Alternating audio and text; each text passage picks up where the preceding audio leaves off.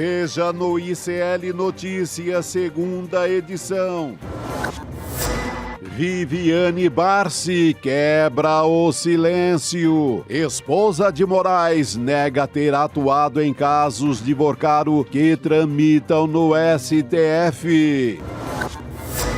Exclusivo ICL. Denúncia aponta que Daniel Vorcaro teria usado dinheiro de narcotraficante espanhol na compra do Banco Master.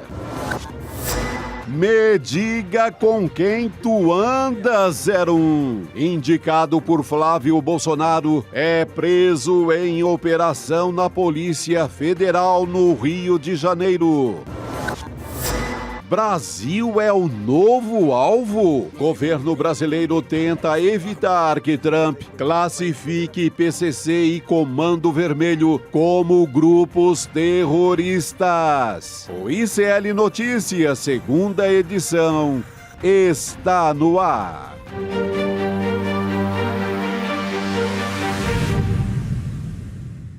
Olá, boa tarde. Hoje é segunda-feira, dia 9 de março de 2026. Sejam todos muito bem-vindos e bem-vindas ao ICL Notícias, segunda edição.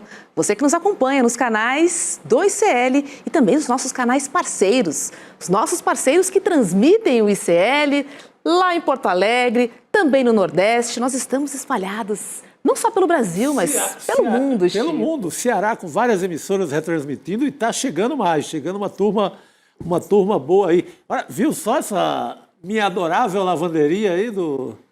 Você viu, Chico? Meu Deus do céu. Investigação exclusiva do ICL.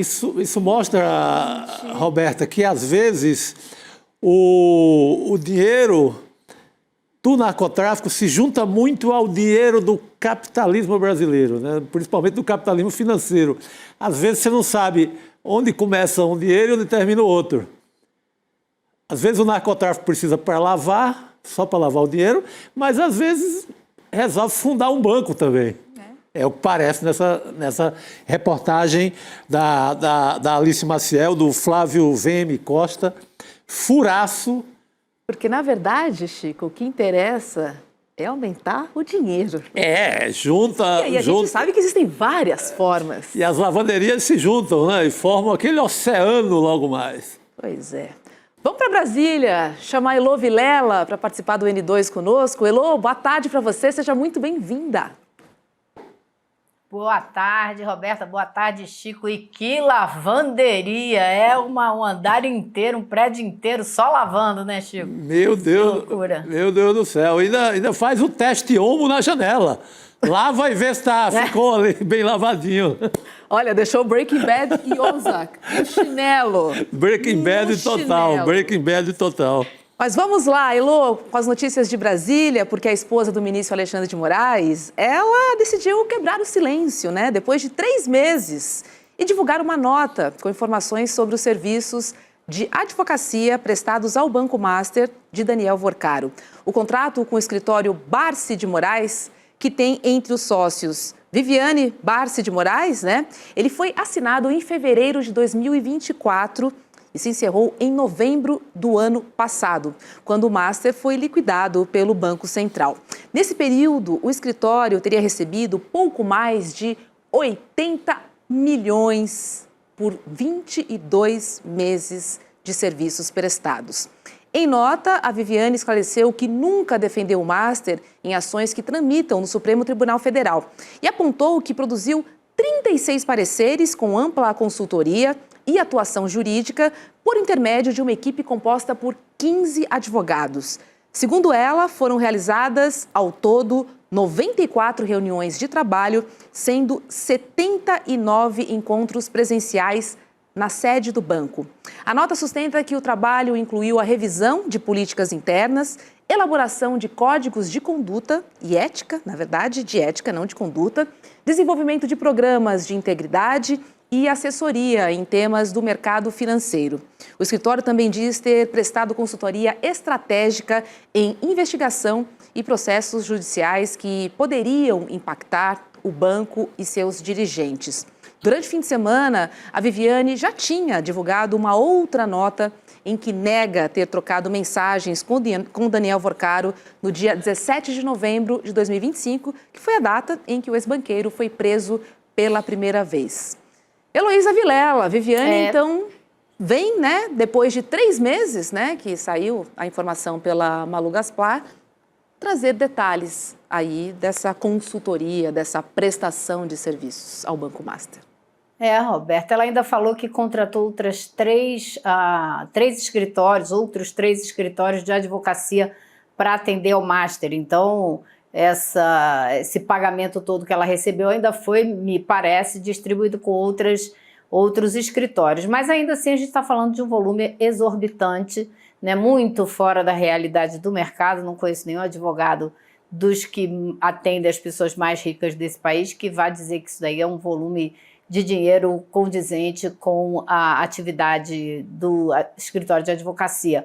Agora, o que falta nessa história toda é a gente saber o que esse dinheiro comprou. Isso a gente não sabe. A gente não sabe se existe alguma ação do ministro Alexandre de Moraes em favor do Banco Master, se ele agiu de alguma maneira para evitar problemas para o Master. Isso aí, sim, seria, né, um problema muito sério, muito, muito sério. Agora, isso está reverberando, está sendo usado pela extrema-direita de tudo quanto é maneira que vocês podem imaginar. Hoje eu cheguei no Congresso, tinha lá o Zema com o Dallagnol, com aquele Chiquini, que é aquele advogado que tem um comportamento bastante, digamos, fora do perfil de um advogado sério, como a gente viu no julgamento do 8 de janeiro. Estavam todos lá participando de uma coletiva porque foram entregar um pedido de impeachment do ministro Alexandre de Moraes para a presidência do Senado. Mais um, né? Porque tem uma pilha de pedidos de impeachment do Alexandre de Moraes. Mas vai se avolumando um problema, vai ficando uma situação cada vez pior. E a extrema-direita usando isso para tentar, de alguma maneira, colar o caso do Alexandre de Moraes com o Banco Master, seja lá o que for isso, com o governo Lula, que não tem absolutamente nada que ver com isso. Então, esse jogo político que é realmente uma distorção gigantesca da realidade. O Alexandre de Moraes foi indicado para o Supremo pelo Temer. As relações mais fortes dele sempre foram com o Temer, até com o próprio Tarcísio de Freitas, né? Esse era o grupo político com o qual ele transitava. Então, não adianta tentar colar isso no governo Lula, porque o governo Lula não tem nenhuma relação com essa história do Banco Master. Aliás, quem pegou o Master para trabalhar com ele foi o Bolsonaro, né? Porque quando ele fez aquele consignado, que foi aquela tentativa danada de ganhar a eleição desesperada, que ele fez aquele consignado entre o primeiro e o segundo turno, ele usou o Master como o banco que administrou parte desse trabalho aí, desse consignado. Então, assim, esse caso todo do Banco Master, ele está todo relacionado com a extrema-direita, está todo relacionado com essa turma do Cláudio Castro, do Ibanez, né? E não é com o governo Lula, nem o Moraes está ligado com o governo Lula. Ele é ministro do Supremo e não foi o Lula que escolheu ele para estar ali naquela posição. E Chico, a gente sabe que existe uma capilaridade, até pela influência, né, de Daniel Vorcaro em Brasília. Agora, a gente vê muitos holofotes no Supremo Tribunal Federal, né? Agora era Dias Toffoli, agora no ministro Alexandre de Moraes, que sim, a gente precisa de fato entender essa história, mas eu também vejo uma estratégia muito bem sucedida, pelo menos até agora, que a gente não fala em outros personagens, ou fala-se muito pouco. Se você for comparar o tempo dedicado ao Alexandre de Moraes e o tempo dedicado a Ibanez Rocha, a Ciro Nogueira, né? Sim, a Cláudio Castro, sim. a Alcolumbre, Alcolumbre. A lista é longa, Chico. Não são excludentes. E acho Dá que para falar, né? é necessário investigar. Agora, vamos levantar todo mundo, né? O foco ficou só no Supremo. Eu até acho, é uma opinião muito, não é só minha, mas é uma opinião particular, que todo ministro do Supremo tem que ter mais zelo com tudo isso. O André Mendonça não poderia estar... O André Mendonça tem contrato com o governo do Amapá, com o governo do Brasil inteiro, o escritório de advocacia dele. Não pode ter O ITER, que é o Instituto do André Mendonça, tem contratos com o governo de Estado, órgãos públicos, também, a meu ver, não deveria ter. O Alexandre Moraes deveria cuidar e zelar mais para não ter esse tipo de acusação agora. Ainda mais o ele. Toffoli nem se fala, se misturou todo ali com o Banco Master. Então, esses ministros todos, eu acho que tem que ter o maior zelo possível. O Barroso ficava cantando Roberto Carlos na casa do dono do iFood. Uma semana depois, bate na porta do STF um advogado, uma causa trabalhista do iFood. Fica complicado. Então, acho que nenhum deles pode ter esse tipo de relação. Assumiu o Supremo, e já é muita grana, 46 mil, com todos os benefícios, carro, casa, champanhe, etc. Vinho e ostra. Assumiu, esquece a vida empresarial que teve. Deixa tudo para... Rompe mesmo com tudo. Mas, dito isso, o foco está só no Alexandre de Moraes. Foi no Toffoli, Alexandre de Moraes. Estão esquecendo o Ibanez Rocha e os 12 bilhões. Estão esquecendo o Cláudio Castro e quase 1 bilhão dos velhinhos, dos aposentados do estado do Rio de Janeiro, que ele colocou em risco no Banco Master. Estão esquecendo Ciro Nogueira, vez por outra fala, mas esquece de novo. Estão esquecendo o Antônio Rueda, estão esquecendo o Centrão. O Centrão está batendo palmas. Então, eu acho que dá para a gente falar, dá para fazer a crítica a ministro do Supremo, seja quem for, que pisa um pouco na bola, e dá para não esquecer que esse é o maior escândalo financeiro do Brasil, segundo o ministro da Fazenda. Sim, que já tinha cantado essa pedra lá o ano passado. O ministro da Fazenda, Fernando Haddad, fez essas contas no ano passado e disse: estamos diante do maior escândalo financeiro do país. Então, estamos esquecendo essa parte e estamos focando só num personagem só. Eu acho que, nesse sentido, você tem toda a razão. Talvez não seja só financeiro também, né? E de onde né, saíram os 12 bilhões para jogar dentro do Banco Master? Saíram daqui de Brasília, do BRB. E quem mandou botar esse dinheiro lá, o que tudo indica, foi o governador Ibanez Rocha, que agora começa de leve a sofrer as consequências de tudo que ele fez, porque aparentemente o apoio que ele tem aqui entre os deputados distritais está derretendo. 3 deputados do PL abandonaram o Ibanez de quinta para agora. Quando saíram as gravações do Vorcaro, eles se assustaram, falaram: o que mais virá por aí? Vorcaro fala que vai encontrar com o governador e tal e coisa. Eles ficaram assustados. 3 do PL votaram contra o projeto do governador, que conseguiu passar, entregar 9 terrenos do Distrito Federal como garantia de um empréstimo de quase 9 bilhões de reais para sanar o buraco que ele produziu no BRB. Agora, ele está fazendo isso que ele fez. Ele destruiu as finanças do BRB e agora quer deixar Brasília sem água. Porque ele está colocando nesse pedaço aí dessa venda um terreno, que é a Serrinha do Paranoá, que tem mais de 100 nascentes que levam água potável limpa para o Lago Paranoá, que é de onde a companhia daqui de água tira água para distribuir para a gente beber e para levar para as nossas casas. Então, não só ele vai diminuir, porque sai dali 40% da água potável que chega no Lago Paranoá. Ele não só vai reduzir a água limpa que chega no Paranoá, como vai secar fonte de entrega de água para a população de pelo menos 5 bairros, grandes bairros aqui de Brasília.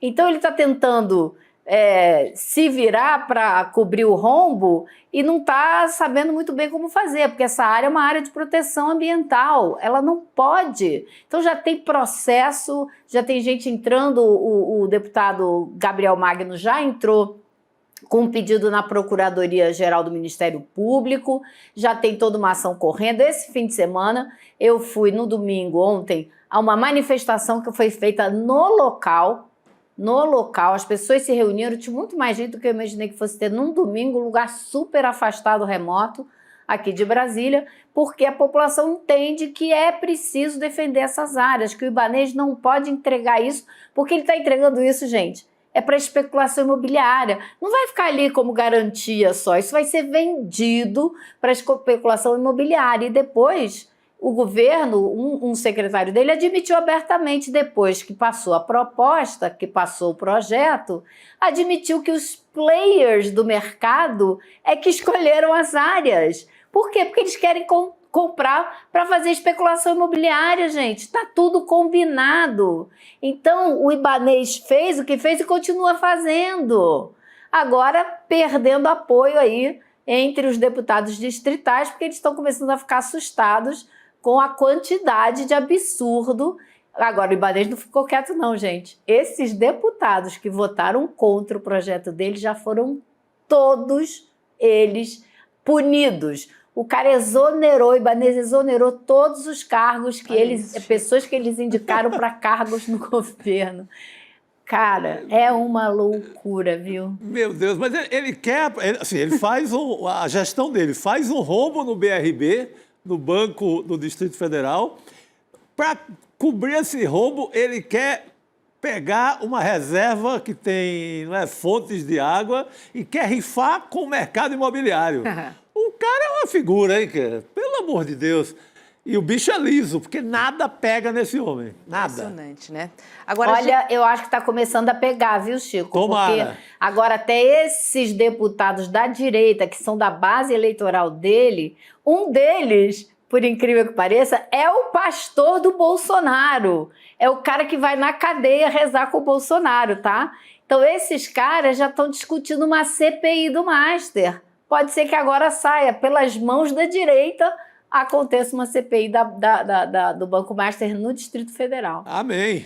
Pois é, Elô. E por falar em Master, o presidente da CPMI, do INSS, o Carlos Viana, ele declarou hoje que os dados vazados de sigilos não estão no rol de documentos recebidos pelo colegiado.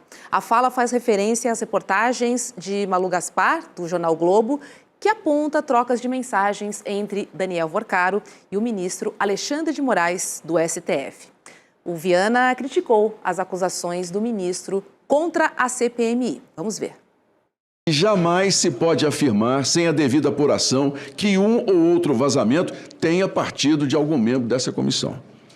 Apenas como exemplo, uma matéria de um conhecido jornalista nacional menciona que um determinado documento foi acessado por meio da CPMI do INSS. Ocorre que há um detalhe: a comissão jamais recebeu ou teve acesso a esse documento.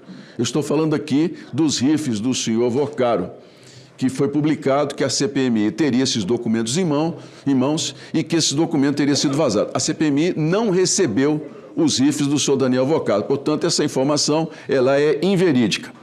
Fomos injustamente acusados pelo ministro Alexandre de Moraes de vazar dados do celular de Daniel Vorcaro por meio de uma nota do Supremo Tribunal Federal. Lamentável. Pouco tempo depois, a jornalista Malu Gaspar fez uma matéria refutando a nota do ministro e afirmando que os dados por ela utilizados, que noticiavam conduta em tese ilícita, não vieram da CPMI. Pois é. Não vieram da CPMI, a gente pode pensar aí outras possibilidades aí, né, Elô? Pois é, ele deixou muito claro que a CPMI recebeu até agora apenas 0,25% do total do material do Vorcaro que a PF tem, tá? Só isso. Então ele deixou muito claro que a matéria que foi feita pela jornalista Malu Gaspar não pode ter saído de vazamento da CPMI. Isso a gente já sabia, porque a gente conseguiu dados que não tem nada do que ela falou ali dentro, né? Tem as mensagens fotografadas das blocos de nota, mas não dá para saber para quem ele mandou, quem recebeu, nada disso.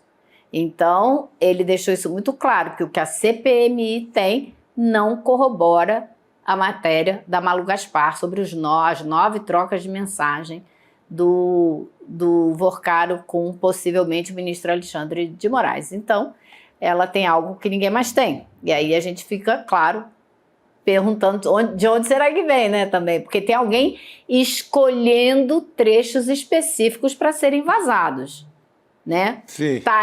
Existe a conversa? Existe a conversa. Mas que tem gente escolhendo, como a gente viu já no passado na Lava Jato, fazendo vazamento seletivo, tem.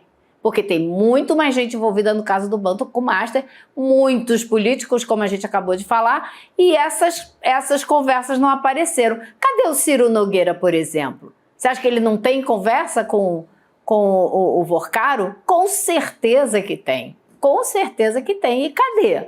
Então, essas não apareceram, né? Não, já se sabia, assim, e o próprio Globo dá a entender que não foi CPMI. A CPMI é toda aquela conversa com a namorada, aquela discussão de relação, e vai para cá, vai para lá, faz uma festa na Itália, tem outra sacanagem aqui, outra lá.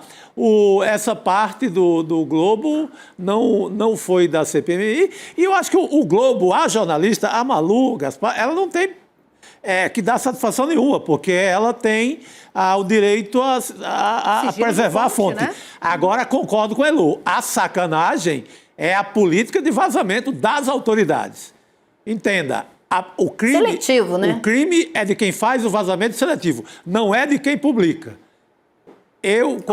Qualquer um de nós, como jornalista, a gente publica, já publiquei sacanagem de tudo que é tipo. Recebia envelope, recebia por fonte, recebia várias maneiras. Recebia de amigo que estava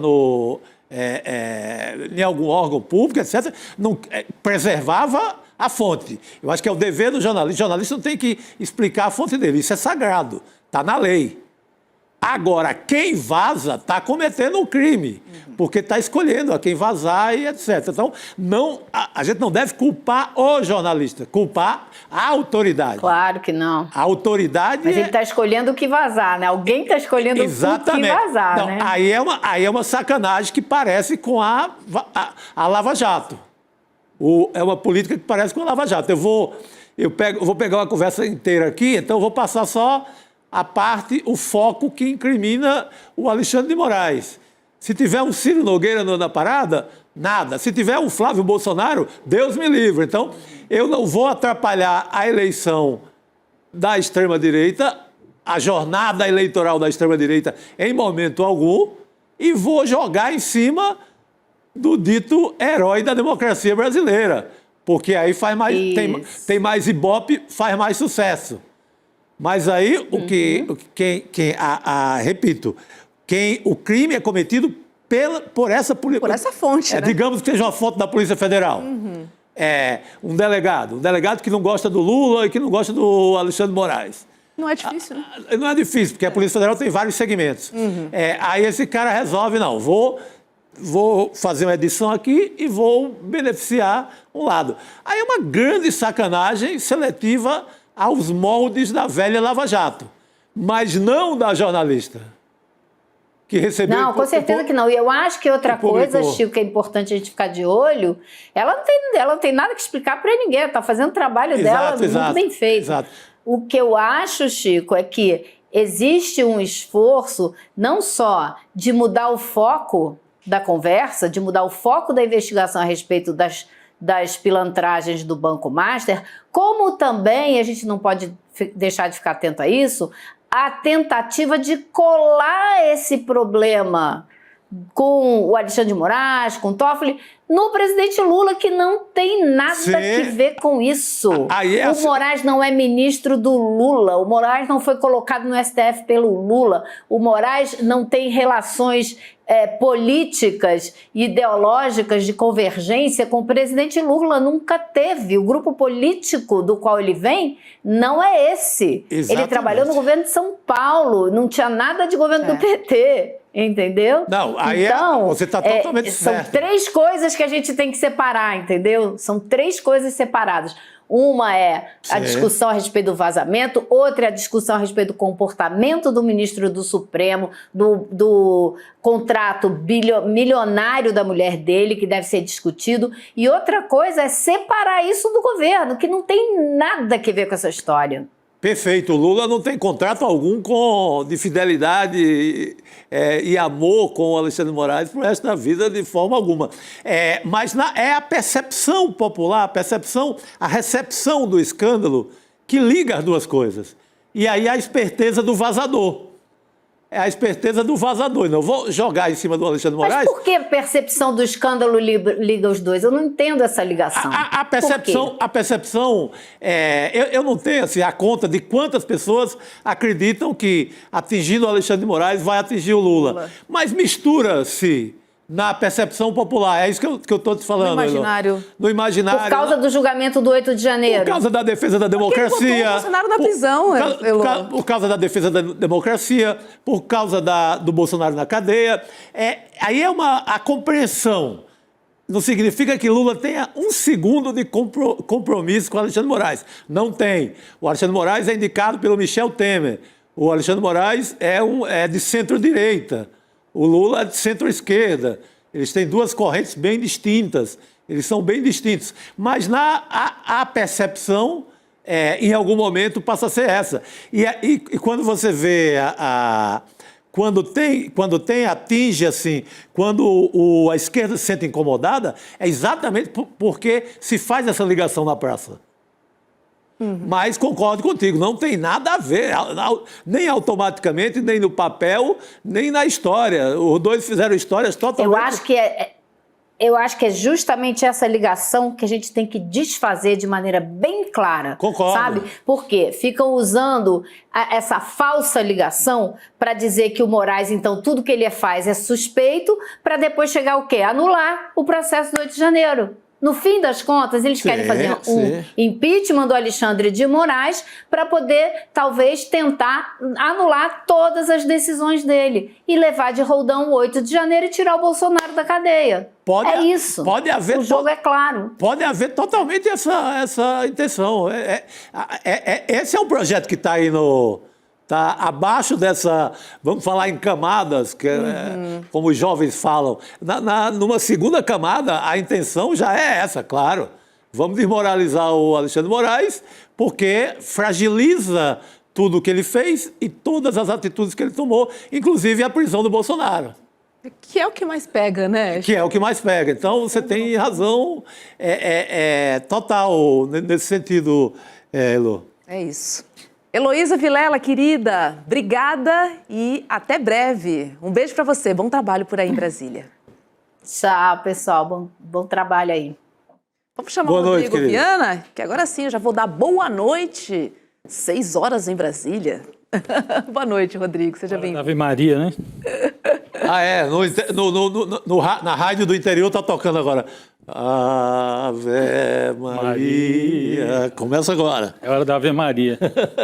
Ave Maria. Vamos nessa. Só vou trazer um recado aqui antes da gente entrar no noticiário, porque você que acompanha o ICL Notícias todos os dias, você está sabendo que o ICL lançou a primeira inteligência artificial do mundo que valoriza os professores, né? Você está sabendo. Então chegou a hora de você compartilhar essa novidade.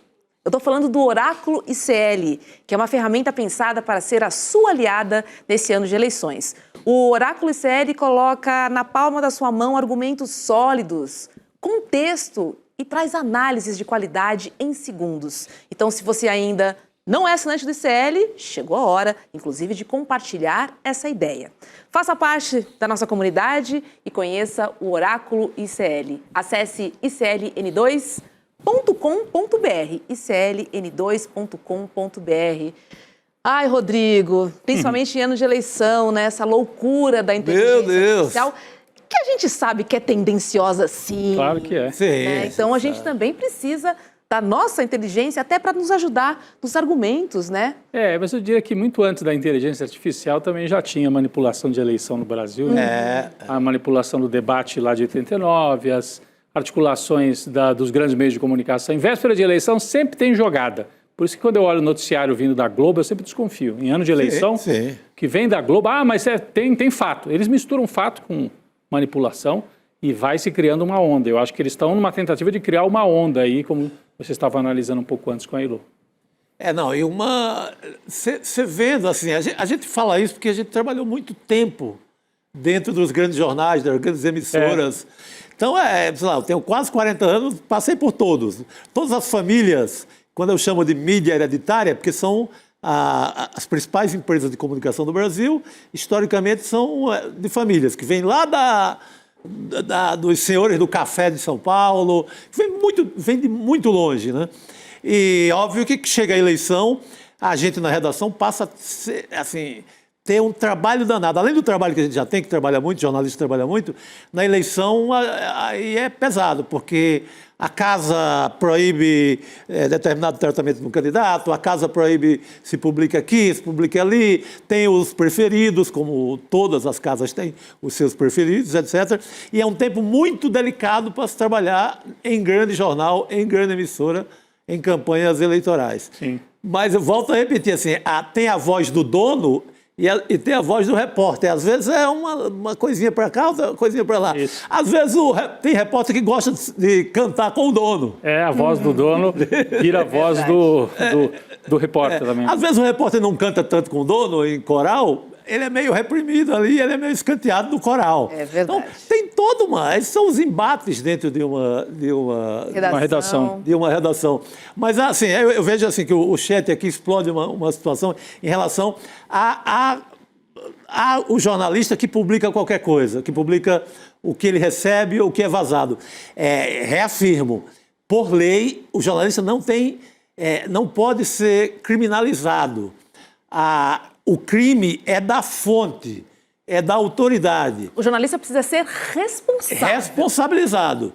Responsabilizado, porque se ele publica uma mentira, ele também tem que se explicar perante a lei. Uhum. Mas essa coisa de automaticamente culpar o jornalista, eu acho que tem lavajatismo no ar. Claro que tem. Sim, mas você vai dizer, esse lavajatismo ele é feito, quem constrói esse lavajatismo agora? Eu creio que seja, se é dentro da PF, como dizem, é parte da PF, um tanto quanto bolsonarista, que interessa só desgastar um lado. Se for do Ministério Público, vale a mesma tese. Da CPMI não é, porque parece que eles não receberam grandes coisas, só receberam discussão de relação com a namorada. Então, mas você não pode, assim, de cara, querer destruir o jornalista lá na ponta. Você pode, sim, querer destruir a Polícia Federal, sim. A autoridade que está vazando isso. A autoridade paga por nós. E o jornalista responde na justiça se publicar mentira. É isso. É isso. Olha só, minha gente, uma apuração do ICL aponta que um narcotraficante espanhol seria um dos investidores por trás da operação de compra do Banco Master.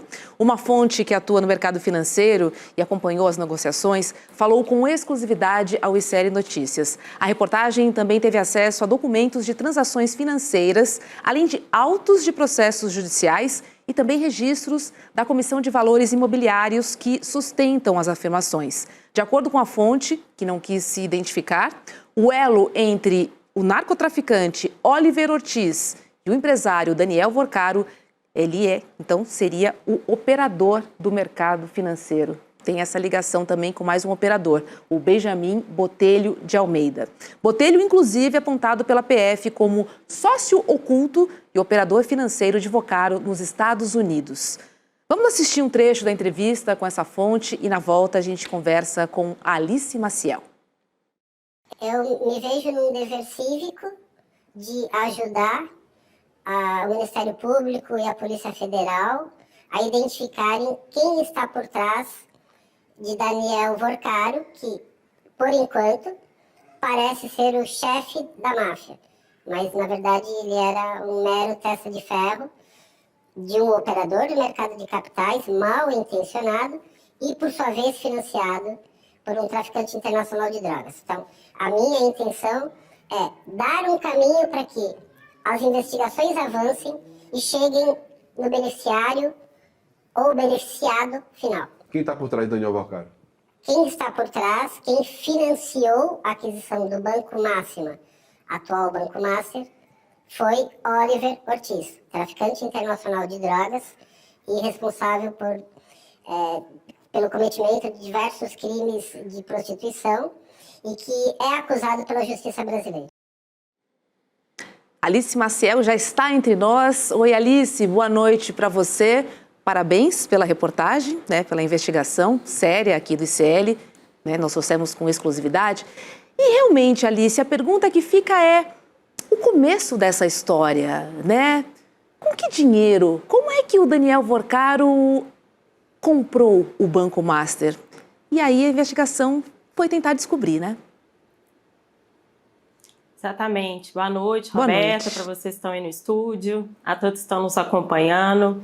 Então, a gente assistiu aí um pedaço da entrevista de uma fonte que acompanhou desde o início as negociações da venda do Banco Máxima, hoje Banco Master, para Daniel Vorcaro.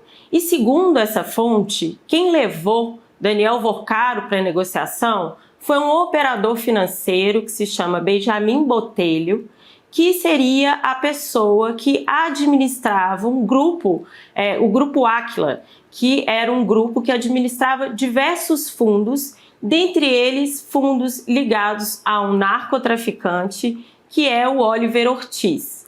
Esse traficante, esse Oliver Ortiz, que é citado aí na entrevista, é um espanhol, acusado, preso por tráfico de drogas em 2013, tráfico internacional de drogas. Segundo a Polícia Federal, ele enviava cocaína para a Europa e para a Austrália, que recentemente, no ano passado, inclusive, teve uma notificação da Polícia Federal para que ele fosse expulso do país. A gente procurou a Polícia Federal disse que não pode informar se o processo já foi concluído, a gente está apurando ainda, parece que ele ainda tem mandados de prisão. E, segundo essa fonte, Ortiz teria sido um dos principais investidores de fundos que foram usados para a aquisição do Banco Master. Resumindo, essa é a história.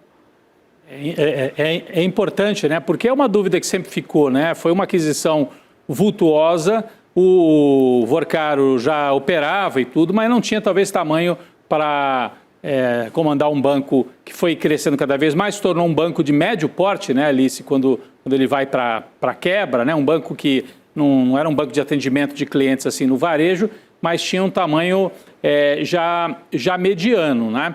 E a fonte, né, a gente até ouve no trecho que passou aqui, a entrevista para o Flávio Costa, né, o nosso repórter que conversa com essa fonte. Flávio VM Costa. Flávio VM Costa. Flávio VM Costa. O entrevistado, que está com a sua identidade protegida, diz que ele quer colaborar para as investigações, para que se compreenda isso. Então, em que pé que está isso, Alice? Quer dizer, ele está falando com as autoridades, ele procurou primeiro vocês, é claro que vocês não precisam e não devem, né, contar todos os detalhes, mas isso vai avançar, esse tipo de investigação vai avançar em que instância? Quem é que vai cuidar disso? É polícia? É Comissão de Valores Mobiliários? Por onde que isso passa? Olha, Rodrigo, já tem algumas investigações em andamento, tanto a Operação Compliance Zero, que coloca Vorcaro hoje, está preso, né, por causa dessa investigação, como uma outra operação que é de 2020, que é a Operação Fundo Fake, que também já apuravam algumas fraudes, também já apontavam esse método de fraude que está sendo denunciado agora por essa fonte, já aparece nessa Operação Fundo Fake agora, assim como na Compliance Zero, o Botelho, além do Vorcaro. Na Fundo Fake também é citado o Oliver Ortiz.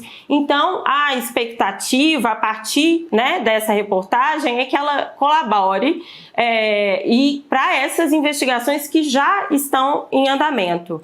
E eu queria voltar a um ponto também que você falou, Rodrigo, que de fato a fonte chama a atenção para a postura, quem era Daniel Vorcaro no início dessas negociações, né? Segundo ele, existe inclusive os estagiários caçoavam de Vorcaro porque ele não entendia nada de mercado financeiro. Isso é uma informação que a gente escuta há um tempo. Eu sou mineira, sou de Belo Horizonte, aí de onde Vorcaro é, né? Há um tempo a gente escuta que de fato foi um crescimento muito rápido, né, do Banco Master, e que ele seria um teste de ferro de alguém, né, um dinheiro ou de pessoas que ninguém até agora sabia dizer, e que ele seria um teste de ferro. E essa fonte, ela vem revelar que um dos principais investidores do Master teria sido esse narcotraficante. Alice, parabéns pela reportagem aí com o Flávio. Esse personagem, o Oliver Ortiz, ele está há muito tempo no Brasil, né? Desde 2013 ele já é ali acusado, processado.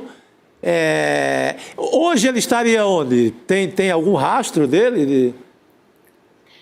Então, Chico, a gente ainda está tentando apurar com a Polícia Federal, mas há mandados ainda de busca e apreensão. Ele está aparentemente foragido e estaria talvez na Colômbia, porque ele teve essa condenação em 2013, ele chegou a ser preso, conseguiu um habeas corpus, ele foi condenado por tráfico internacional de drogas e lavagem de dinheiro e tiveram também outros mandados de prisão.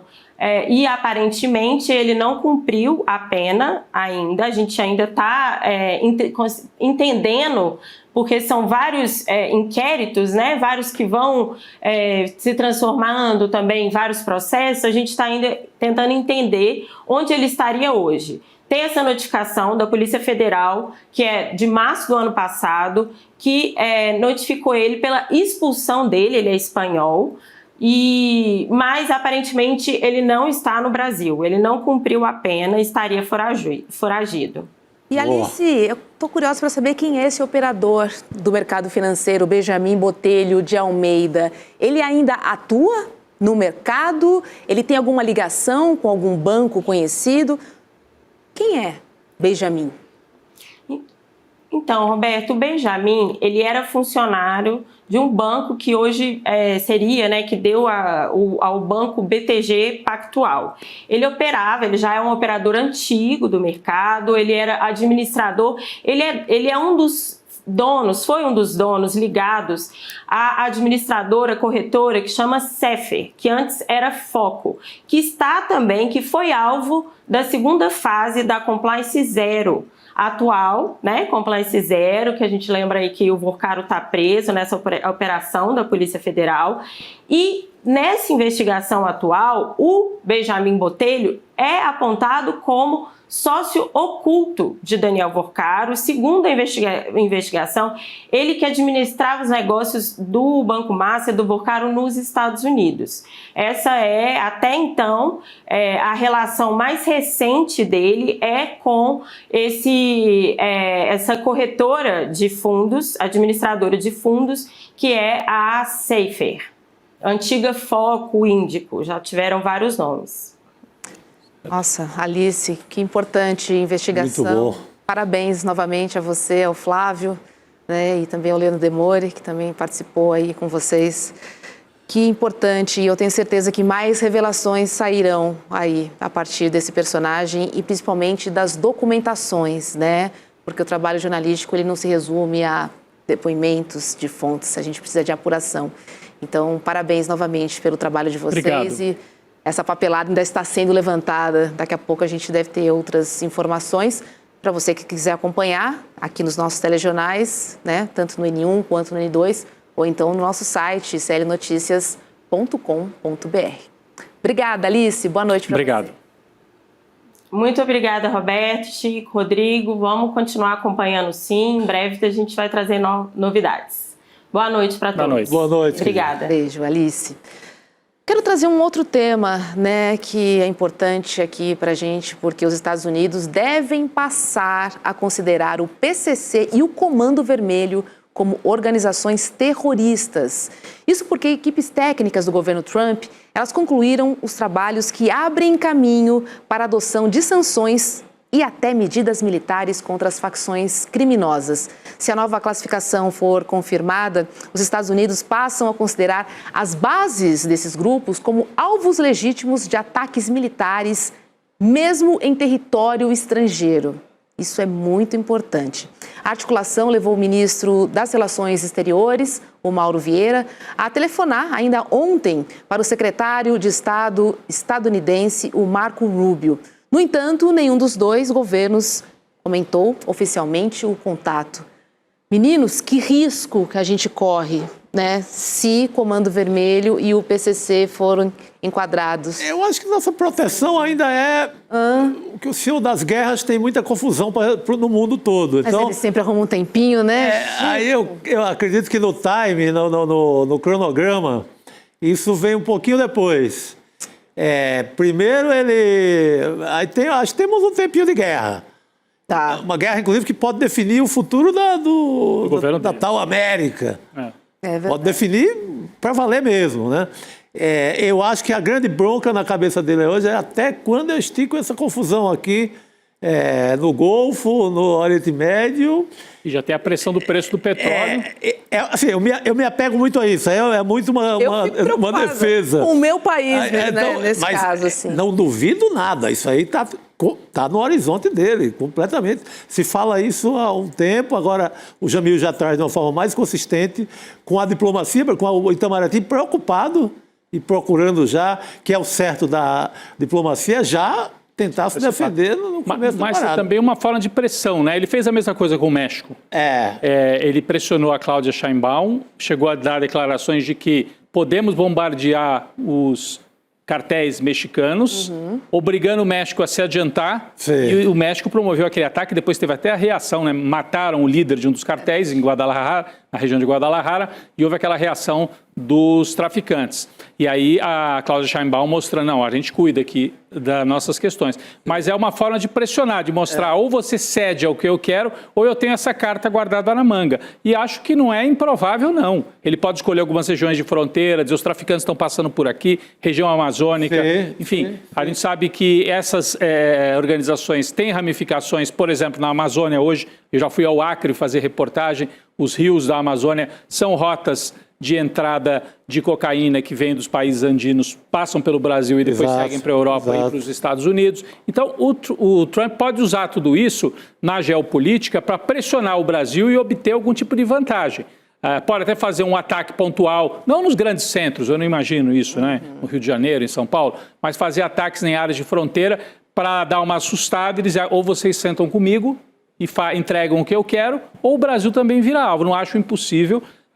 Muita gente achava, imagina que ele vai atacar Caracas. Ele não só atacou, como sequestrou o presidente. Levou o presidente. Levou, está hoje nos Estados Unidos. Vai atacar Cuba em algum momento. Sim, Cuba já prometeu, inclusive. Já prometeu. E o Brasil está no alvo, sim. Nós temos eleição esse ano, nós estamos no alvo de várias maneiras. Tudo isso que a gente tem visto também de vazamentos seletivos passa um pouco pela geopolítica e pela disputa do Brasil nesse ano. E aí a pressão da questão aí PCC, Comando Vermelho, ajuda a embaralhar todo o discurso na eleição e fazer uma pressão para que o Brasil ceda no que o Trump quer, Roberto. Quer ver quem vai desembaralhar isso tudo pra gente agora? O Jamil vem? Pô. Oi, Jamil, boa noite para você. Olha só, hein? Se o Trump conseguir, né, colocar o Comando Vermelho e o PCC, né, enquadrar como organizações terroristas, a gente corre um risco, né, de um ataque estadunidense e dessa vez legítimo, né? Seria legítimo isso. Para eles, né? Legítimo para eles, claro.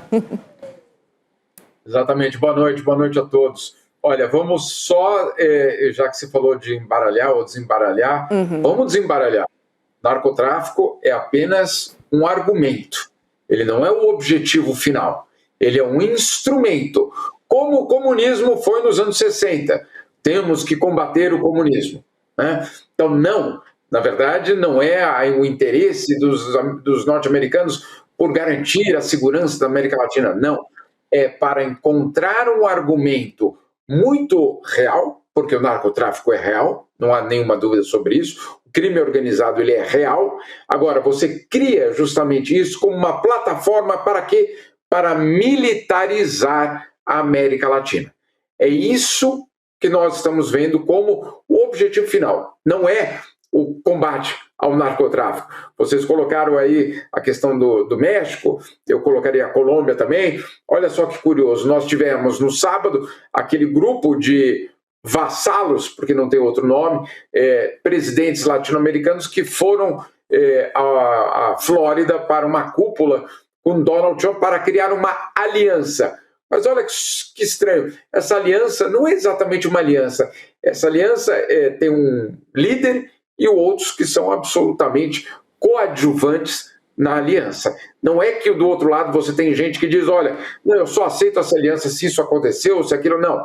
A aliança é imposta justamente por um lado. E aí, o que é que nós temos para o caso brasileiro especificamente? Claro, o instrumento, o narcotráfico, PCC, Comando Vermelho, isso vem lá de 2025. Eu expliquei na matéria justamente que o Departamento de Estado já tinha mandado uma delegação para o Brasil, a Polícia Federal, a chefia da Polícia Federal não recebeu essa delegação porque disse, não temos nada que falar.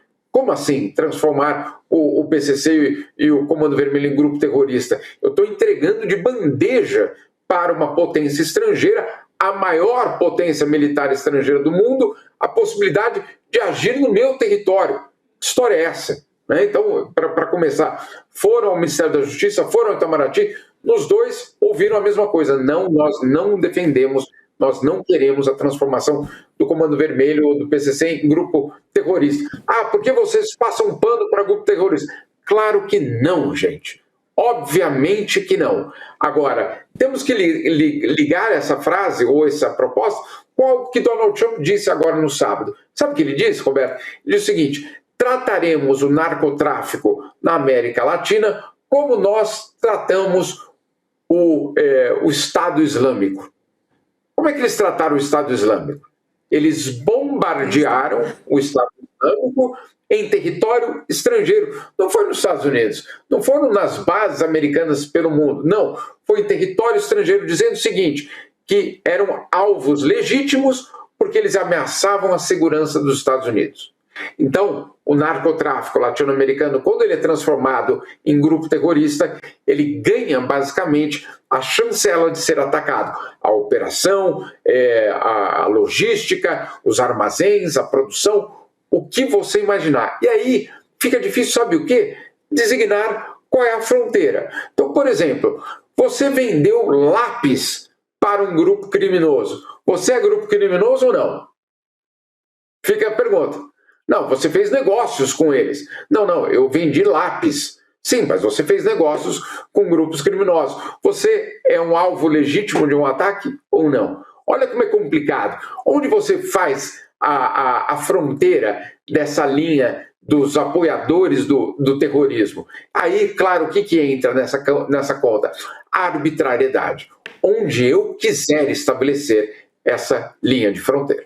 Olha, eu acompanhei de perto isso estudando um pouco a Colômbia, né? Fiz um mestrado em que viajei algumas vezes para a Colômbia e eu fui vendo como que de alguns setores, até da academia nos Estados Unidos, começou a se construir aquela ideia. Na época eu estava estudando as guerrilhas colombianas, inclusive Farc e tal.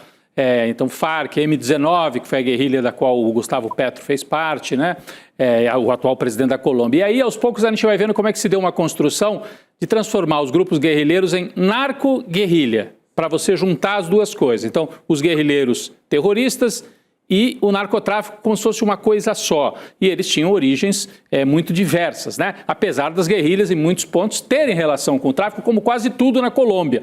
Mas foi uma construção que permitiu, a polícia também tinha, o exército, foi uma construção que permitiu legitimar a parceria dos Estados Unidos para colocar suas forças armadas dentro da Colômbia.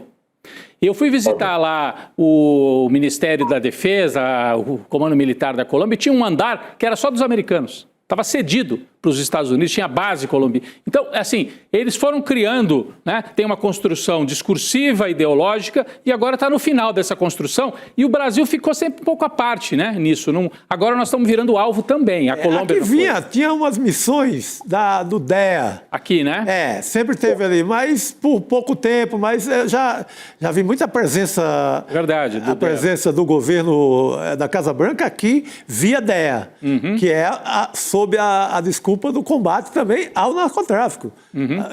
É da política do campo, da política de drogas. Então, já estiveram com o pé na Amazônia, aí aproveitavam para fazer biopirataria, virava outra coisa, né? Como sempre. E já estiveram no Rio, no começo do governo Brizola, já botaram o pé, mas como pretende agora, não. Então é uma construção que vem tem uma construção discursiva que depois vira ação concreta e depois pode terminar numa ação mais radicalizada. Eu até acho que é uma construção para pressionar por enquanto, né? Para pressionar, como disse o Chico, eles têm outras prioridades e tal. Mas é uma pressão que se torna muito palpável, porque a gente está vendo o que eles estão fazendo em outros lugares. Mais um passo, né? É mais um passo.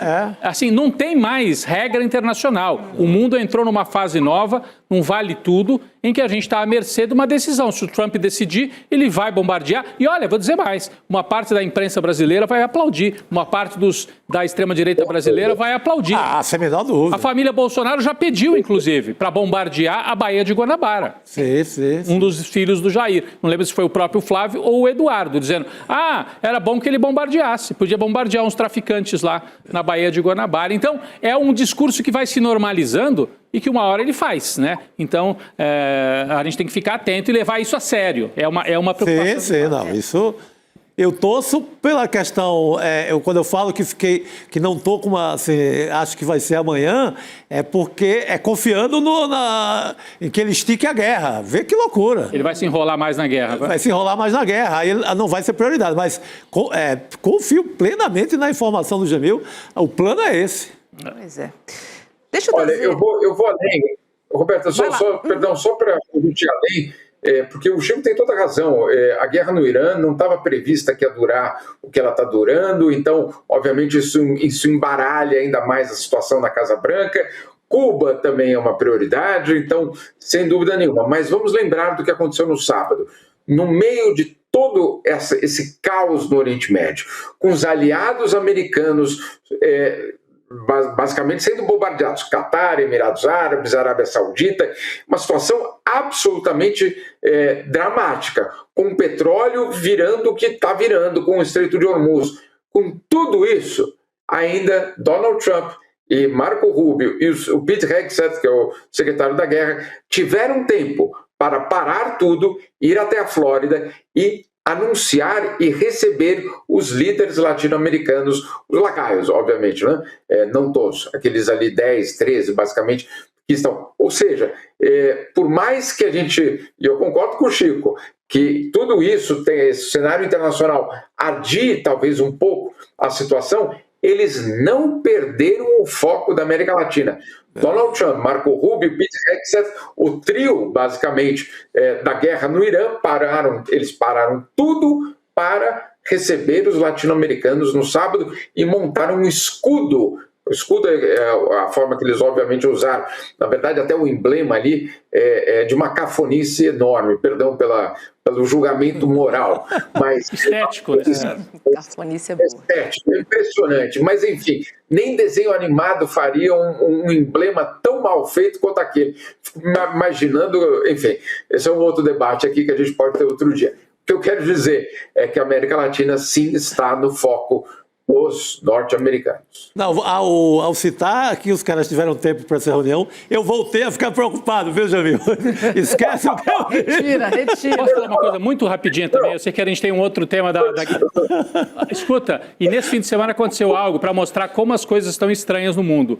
Franklin Martins, ex-ministro do Lula, foi barrado numa escala. O Franklin Martins saiu do Brasil e ia para Guatemala. Fez escala no Panamá. Quando parou no Panamá, puxaram a ficha dele. Franklin Martins lutou contra a ditadura, participou de congresso da UNE, foi preso, sequestrou o embaixador dos Estados Unidos. Então ele deve ter uma ficha lá pesada nos Estados Unidos. Ele não entra nos Estados Unidos até hoje. Mas fazendo escala no Panamá, ele foi retido, não pôde ir para Guatemala e teve que voltar para o Brasil, para ver como é que as coisas estão, como é que os Estados Unidos estão olhando com tudo, voltaram a olhar com tudo para recolonizar a América Latina, Roberto. Falando em Estados Unidos... Eu falei com o Franklin justamente sobre isso, na hora que ele publicou o texto, etc. Depois nós publicamos justamente o texto dele, e, claro, a surpresa dele é enorme. O governo do Panamá correu, o ministro Mauro Vieira entrou em contato com o Panamá então pediu desculpas, etc. Mas o argumento é que estava no sistema automático. Aí a gente sai dessa questão da tecnologia. Que automaticismo é esse que coloca essas informações no sistema? Quem é que fez o automático? Minha pergunta é absolutamente simples. Ninguém. O automático não quer dizer natural. O automático quer dizer porque, obviamente, alguém colocou aquelas informações no sistema. Não, quer dizer que a ordem é essa. É bloquear. A ordem, o despacho burocrático é esse. É não deixar seguir viagem.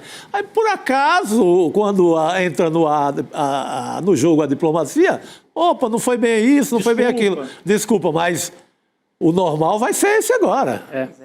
Olha, falando em presidente dos Estados Unidos, o Trump disse que não está contente com a escolha do novo líder supremo do Irã, mas diz que está longe de enviar uma missão terrestre ao país.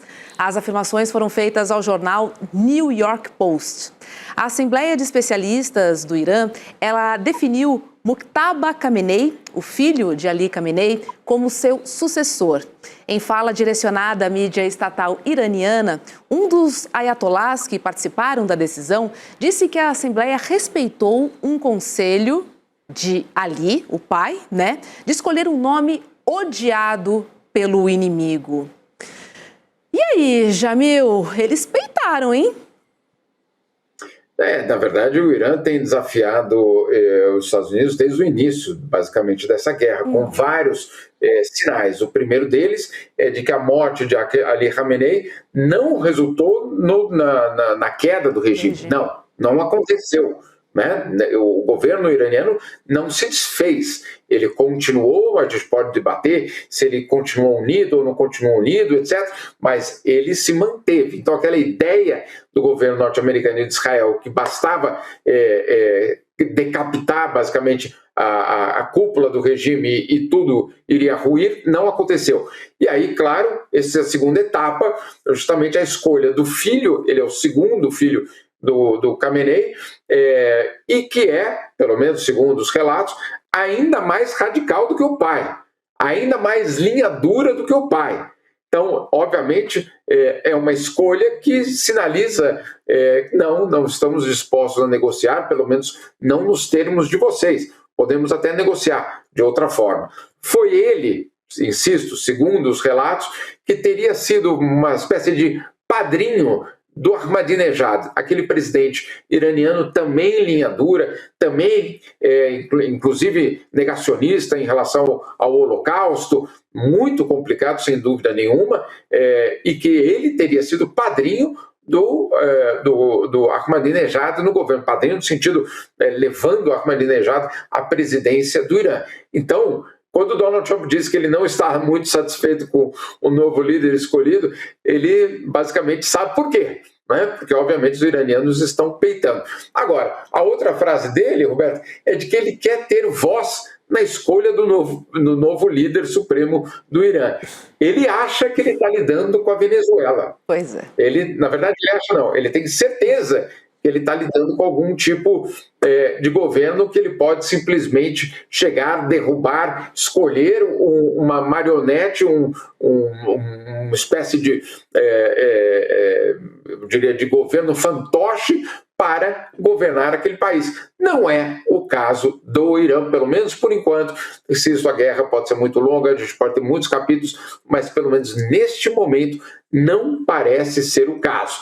Lembrando que o Irã tem 3.000 anos de história, estamos falando de um povo absolutamente orgulhoso de quem eles são, da civilização que eles são, que tem um histórico de golpe de Estado, o primeiro golpe de Estado liderado pela CIA, na história da CIA, foi no Irã em 1953, todos no Irã se lembram disso, então não é exatamente um passeio, pelo menos por enquanto.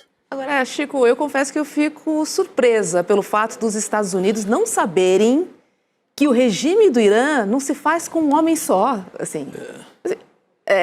minimamente bem assessorado, o Trump teria essa informação. Uma informação eles têm uma informação, um serviço de informação tão refinado, né? Ué? Deveriam saber, mas Jamil, a gente estava falando de duração da guerra, o Trump vi agora no New York Times, o Trump acaba de dizer que a guerra está quase concluída, o petróleo caiu de preço bruscamente, porque ele...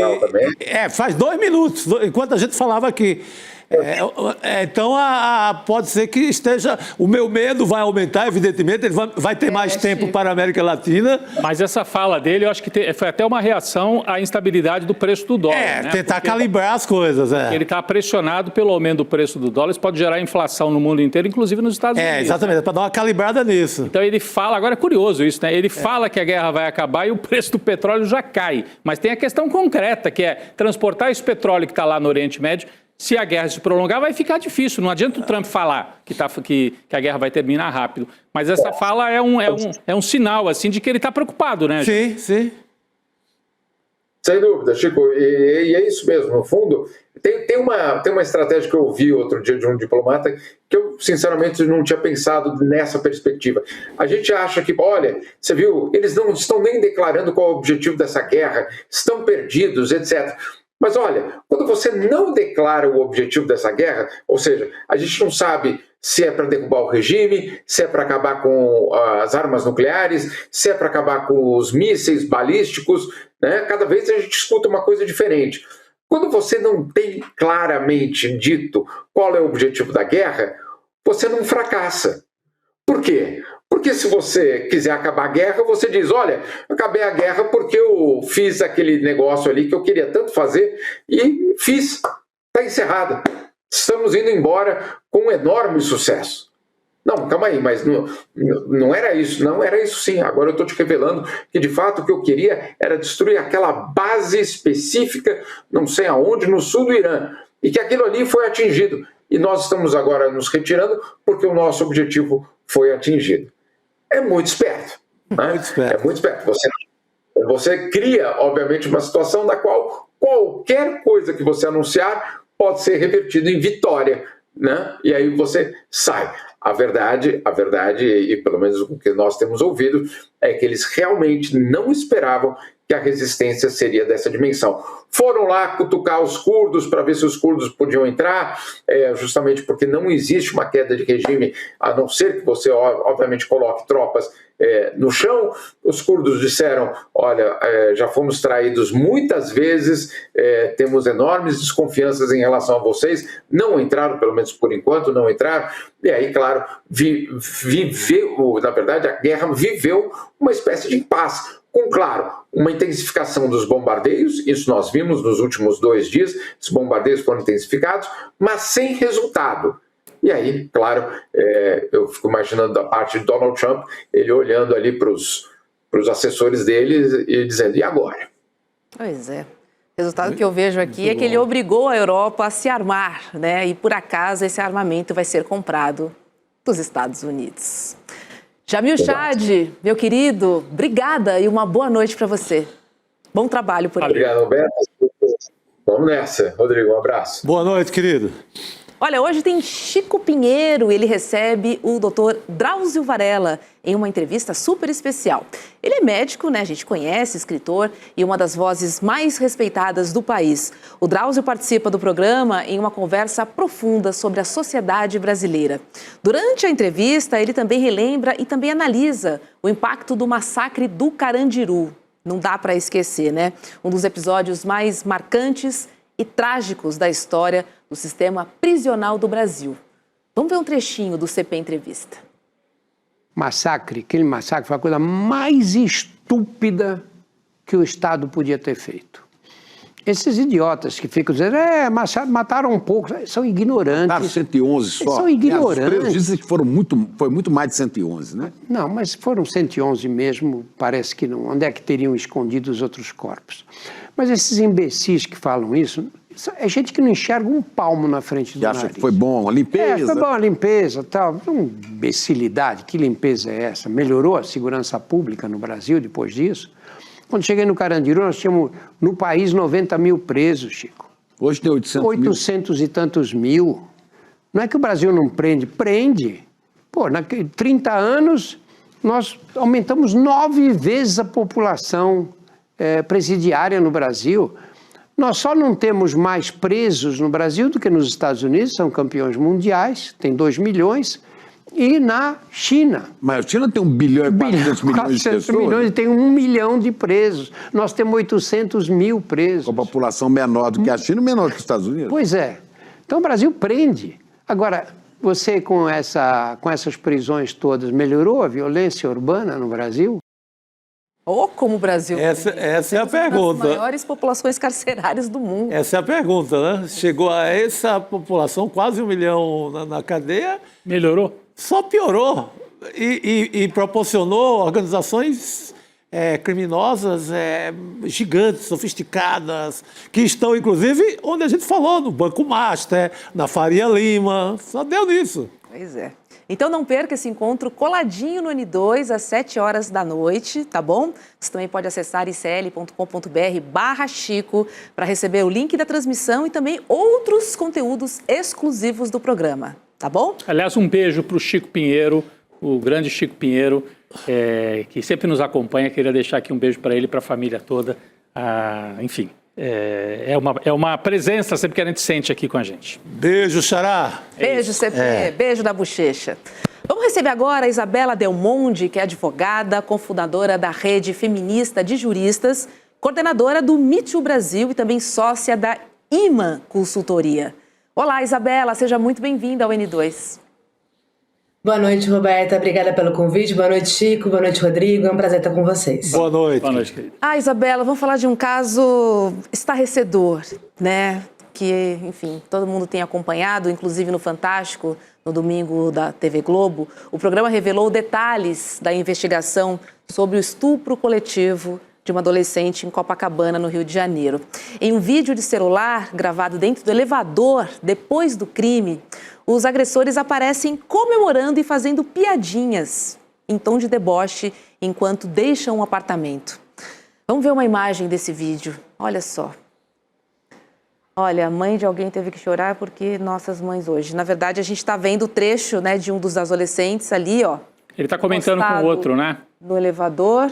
É porque a gente não pode rodar a imagem, mas a nossa equipe separou assim como se fosse um quadro parado, né, da imagem, em que ele diz essa frase assim, se puder colocar de novo na tela, né, se puder colocar de novo justamente esse trecho da matéria, olha lá, a mãe de alguém teve que chorar porque nossas mães hoje, aí ele completa. Então mostra o clima em que eles estavam dentro do elevador durante essa espécie de comemoração. Eles estavam meio que exaltando o que eles tinham feito, né? Não, assim, a imagem ela é muito chocante, assim, e faz a gente pensar nessa estrutura de sociedade, né? E o que leva esse ódio, que a gente sabe que tem uma ligação aí com o poder e também histórica, né, Isabela?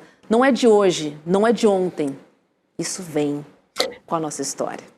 Infelizmente. Sem dúvida. Infelizmente, a gente não está falando de um processo atual. Isso aqui é resultado, realmente, como você colocou, Roberta, de um acúmulo histórico, né, centrado nessa dinâmica de poder em que a gente tem as mulheres num polo de alvos de violências e de discriminações e de exclusões, e do outro polo a gente tem os homens ocupando os lugares dos quais nós fomos excluídas por esses mesmos homens, né? Então, a política, espaços de trabalho, né, de liderança, e nesse sentido. Então, sim, a gente pode remontar, né, a essa estrutura da divisão sexual do trabalho ali no início do capitalismo, né? Quando a gente pensa nesse momento que a gente vê essa divisão, mas não é aí que nasce o patriarcado, né? A gente tem um pouco de dificuldade até mesmo de cravar quando isso começou. Então, é algo realmente, efetivamente, muito longínquo, muito enraizado na sociedade ocidental. Eu consigo falar mais dela do que outros aspectos do mundo. Então, é de fato um desafio hercúleo que temos todos e todas pela frente. Agora, um dos réus, né, desse caso de estupro coletivo, o Vitor Hugo Simonin, ele se apresentou na delegacia vestindo uma camiseta que dizia em inglês, a gente está vendo a imagem aí, não se arrependa de nada. Olha, a gente tem no detalhe ali o que está escrito na camiseta do menino, se apresentando à delegacia, tá? Essa frase também é um slogan de Andrew Tate, que é influenciador estadunidense, declaradamente misógino, réu por estupro, tráfico humano e exploração sexual de menores. O Simonin é filho de um ex-subsecretário do governo Cláudio Castro, que também é investigado por outro crime sexual.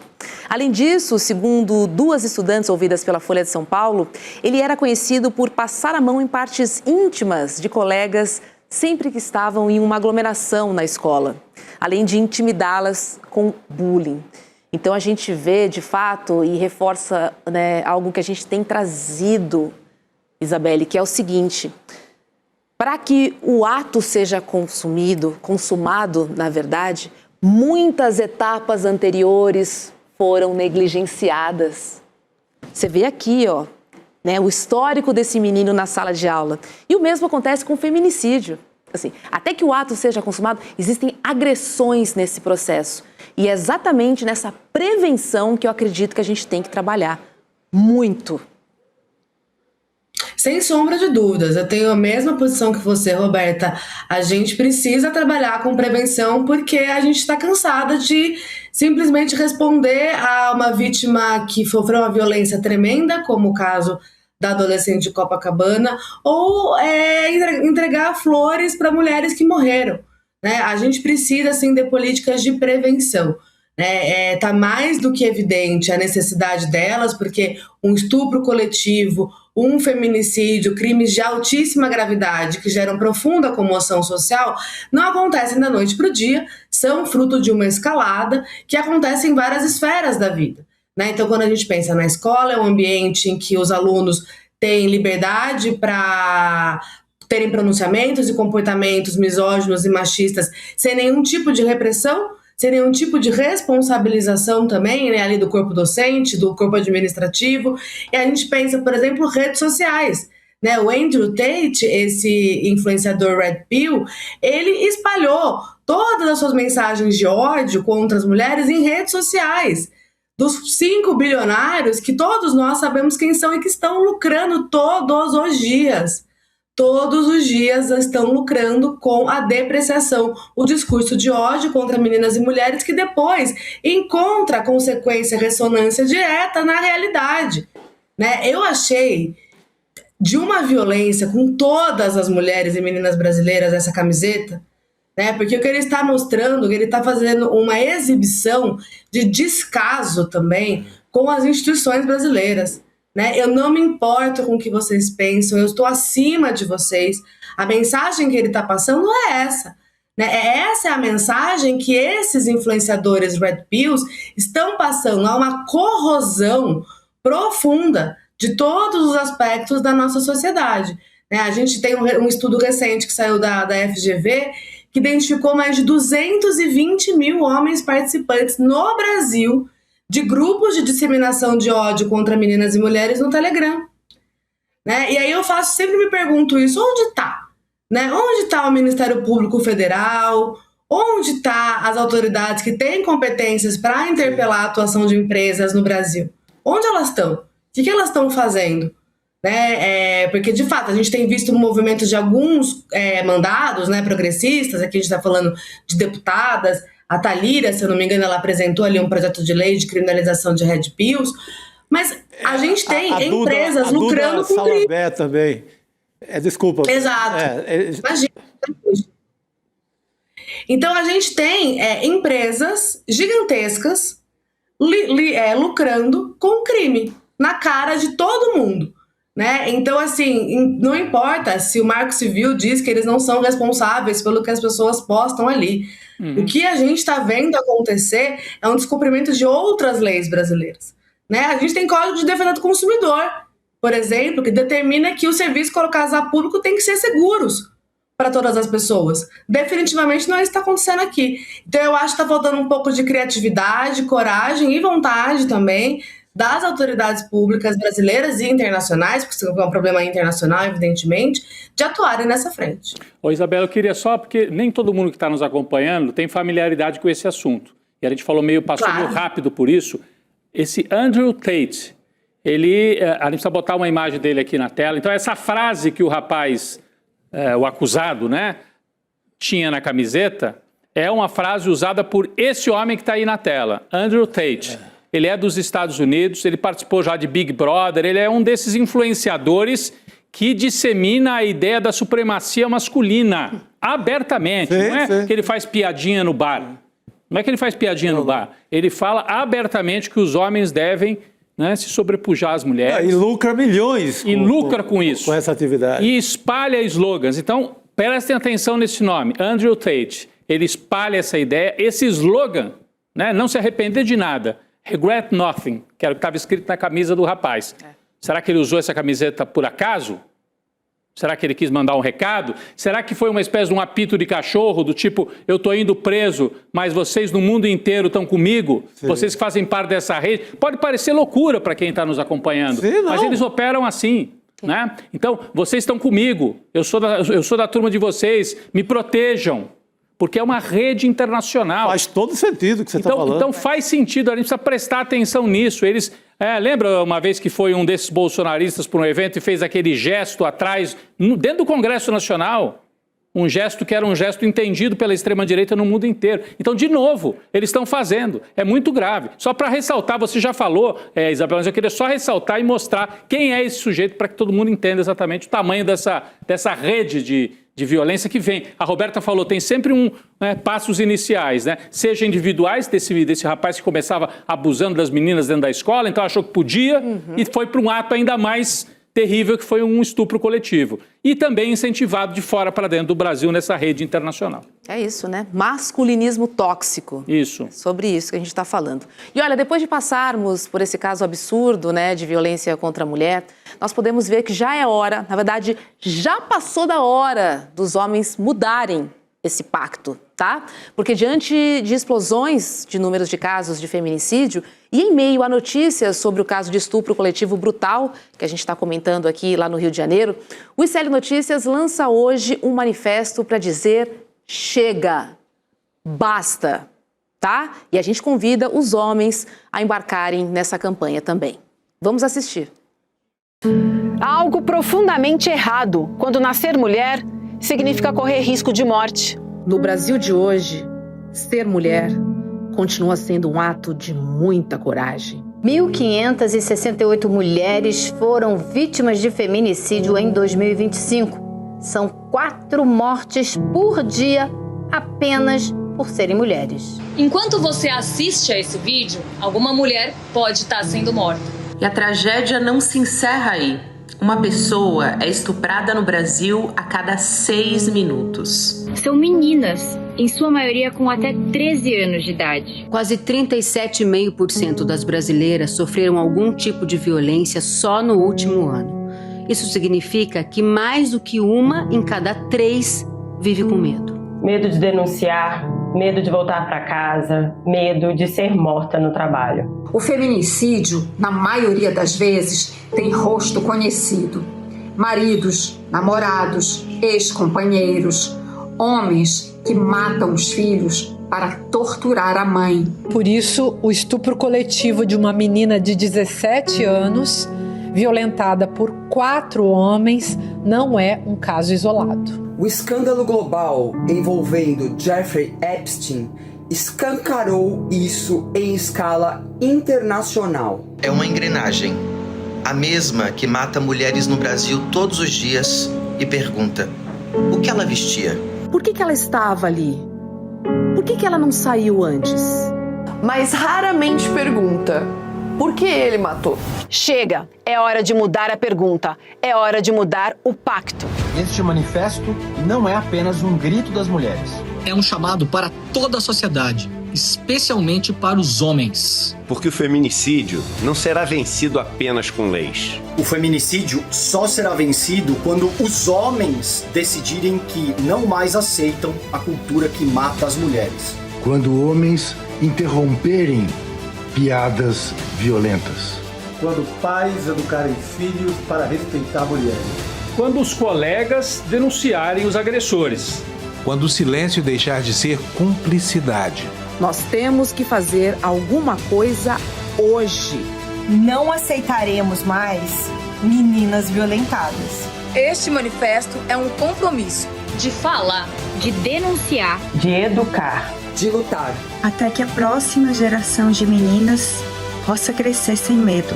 Até que a frase "morreu porque era mulher" desapareça do noticiário. Até lá, não há silêncio possível. Há apenas uma escolha: lutar. Nenhuma mulher a menos. Isabela, é importante, né, essa campanha que a gente começa hoje aqui no ICL, porque de fato, precisa ficar muito claro para todos os homens e meninos que este é um problema que precisa ser conversado. Chega de naturalizar, porque a partir do momento que eles não enxergam como crime, eles continuam fazendo. É um horror, né? É um horror, Roberta. Primeiro, eu estou muito feliz de estar aqui com vocês hoje no lançamento, de participar desse momento. Acho essencial que um veículo de imprensa assuma essa posição, tenha essa coragem de se posicionar de maneira tão clara. Eu estou nessa frente trabalhando com essa temática de maneira organizada, consolidada, faz 10 anos. Né? Em 2016, nós fundamos a Rede Feminista de Juristas, e ela foi fundada num contexto de um estupro coletivo que aconteceu no Rio de Janeiro, com uma jovem, numa comunidade, mais de 30 homens a violentar. E agora a gente volta, 10 anos depois, para um caso, né, também de um estupro coletivo nessa mesma cidade. Mas eu vejo que a gente andou alguns passos. Porque em 2016, os homens estavam completamente alijados dessa conversa, desinteressados, se sentindo perseguidos e tendo como primeiro ímpeto dizer que ele não, né? Nem todo homem.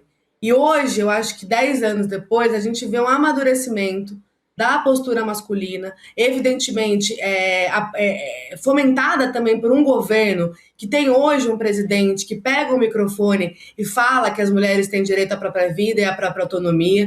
Né? Então, tudo isso influencia esse maior engajamento dos homens que a gente tem visto acontecer em 2026. Eu espero que esse seja um movimento que os homens se engajem de maneira constante, né? Porque, como a gente viu, são milênios de histórias de violação contra as mulheres. E a gente não vai conseguir mudar esse cenário sem os homens se engajarem, porque a gente vai até um limite.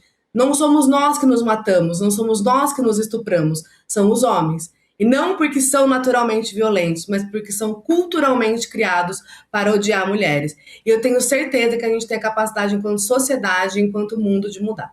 É isso, né? Vocês precisam conversar no shopping, no futebol, enfim, nas conversas. Não, com o filho, nas rodas, na resenha. Com os filhos. Porque assim, Rodrigo, se nós mulheres conhecemos pelo menos uma ou duas mulheres que foram estupradas ou pelo menos assediadas, obviamente que vocês também conhecem. Sim, obviamente que vocês também convivem com eles e precisam falar. Não, e a gente, acho que nessa coisa de tentar combater esse red pill ali com os mais jovens. Sabe, mostrar como isso é uma desgraça e é sem futuro e não leva a nada, sabe? Ser muito duro. Eu acho que esse é um ponto que o Chico coloca, que eu acho que é fundamental.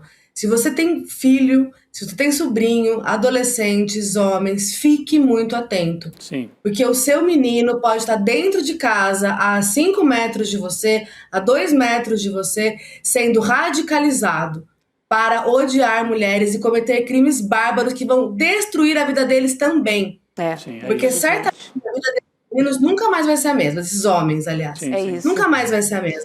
Isabela Del Monde, muito obrigada, viu, por sua presença hoje aqui, refletindo sobre um assunto muito sério e que a gente torce, de verdade, para que a gente tenha uma nova virada, assim como tivemos daquele caso de estupro coletivo de 30 homens, para esse que aconteceu agora no Rio de Janeiro. Seguimos de olho. Um beijo para você e uma boa noite. Boa noite. Obrigada, pessoal. Boa noite. Boa noite. Vamos nessa, Rodrigo? Agora você tem entrevista, doutor Drauzio Varela. Doutor Drauzio. Fiquem aí. Beijo para você. Comunidade, obrigada pela sua companhia. Boa noite. Dá tempo de tomar uma água, hein? Vem aí, Chico Pinheiro Entrevista. Tchau, tchau. Criticar o mundo das apostas é impopular. Pouco interessa os meios. Interessam apenas os fins. E os fins são muito lucrativos nesta indústria. O sonho, o desejo, a possibilidade de você encontrar um atalho para enriquecer, que não existe. Algumas fazem propaganda enganosa e chegam a usar desde influenciadores suspeitos de faturar em cima do prejuízo dos fãs até crianças de 6 anos. Inteira, várias gerações vão perder o interesse no esporte porque ninguém quer assistir uma competição que você saiba o resultado previamente. Precisa existir uma regulação muito forte em cima disso. Eu entrei em depressão por conta do jogo. No meu caso, eu perdia 30 salários por mês. Mas quando eu perdia, aí onde eu queria cometer suicídio, aonde eu queria me matar. Eu sou filha de alguém que era viciado em corrida de cavalo. Não tem nada de bom que venha disso. Elas são vítimas que não denunciam, elas são vítimas que se calam. Poxa, mas esse discurso não é um discurso muito moralista? Não, é um discurso de alerta. E pode ter certeza, neste exato momento em que você assiste a este documentário, tem alguém perdendo muito dinheiro com as bets. A banca sempre ganha. Sempre.